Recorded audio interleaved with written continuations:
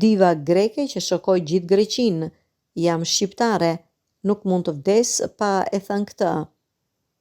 Kjo figurë e bukur femërore e fortë, me ato sytë e thellë që tregojnë vuajtje dhe bukuri njerëzore, është gdhendur thellë në memorien e çdo njeriu që njohu moralin e jetës nëpërmjet kinemas, që njohu madhështinë dhe pastërtinë e një dashurie në një film epokal siç është Odiseu.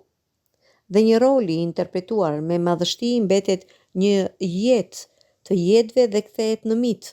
E tillë është dhe Irene Papas.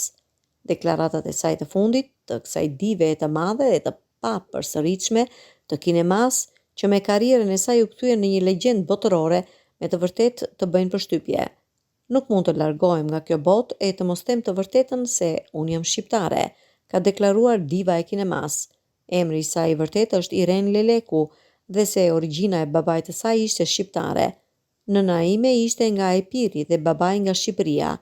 Ai ishte një mësues letërsie dhe urrente priftërinë, ka deklaruar diva në biografinë e saj, një deklaratë që ka shokuar me të vërtet gjithë Greqinë, sepse ajo është një nga heroinat më të mëdha të kinemas greke, një idhull i këtij kombi, por që vërteton edhe me shumë bindjen se shqiptarët në Greqi janë me të vërtet një faktor i rëndësishëm dhe kanë kontribuar në të gjitha fushat e jetës.